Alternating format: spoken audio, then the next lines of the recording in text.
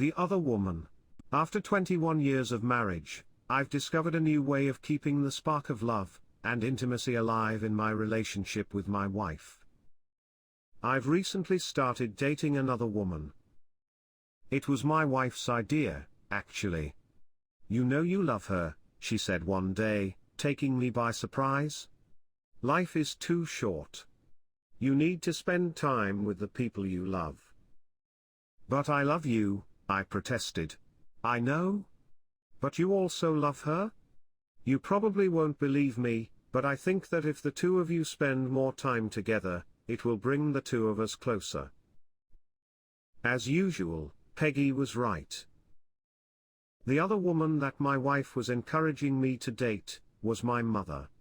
My mom is a 71-year-old widow, who has lived alone since my father died 19 years ago. Right after his death, I moved 2,500 miles away to California, where I started my own family and career. When I moved back near my hometown 5 years ago, I promised myself I would spend more time with her. But somehow, with the demands of my job and 3 kids, I never got around to seeing her much beyond family get-togethers and holidays. She was surprised and suspicious when I called and suggested the two of us go out to dinner and a movie. "What's wrong? Are you moving my grandchildren away?" she asked.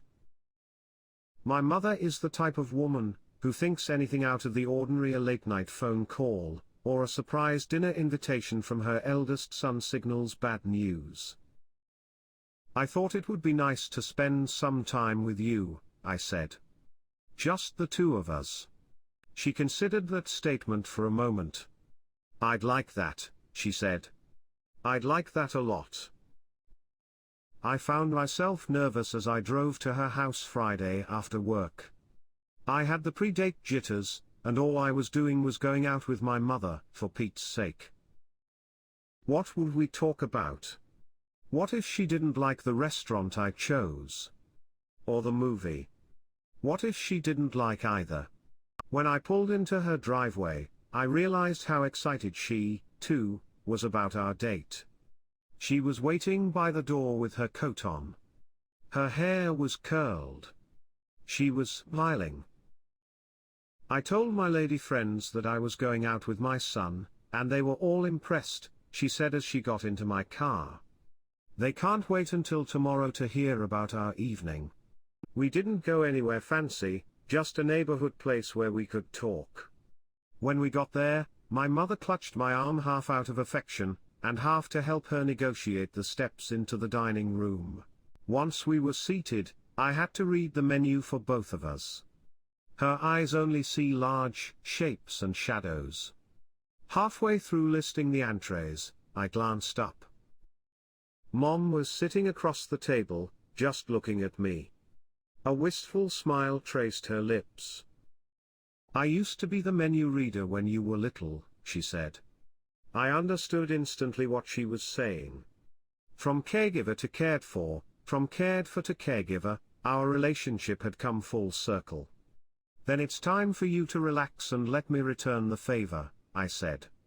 We had a nice talk over dinner.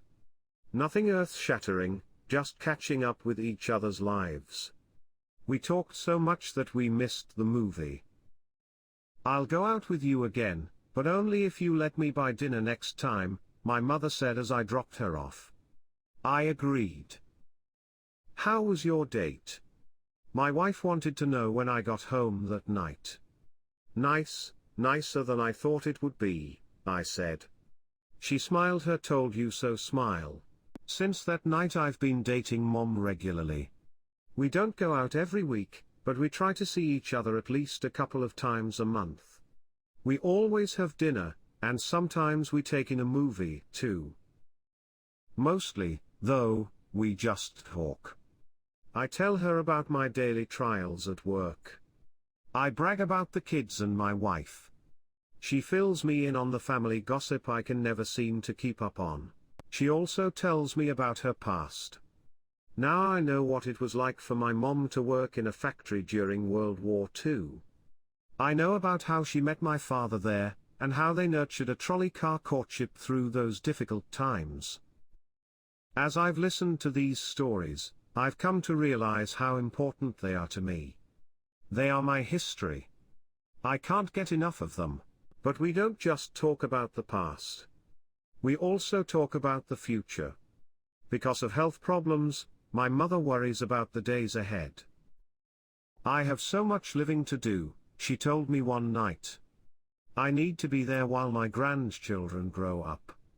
I don't want to miss any of it. Like a lot of my baby boomer friends, I tend to rush around, filling my at-a-glance calendar to the brim, as I struggle to fit a career, family and relationships into my life. I often complain about how quickly time flies. Spending time with my mom has taught me the importance of slowing down. I finally understand the meaning of a term I've heard a million times: quality time.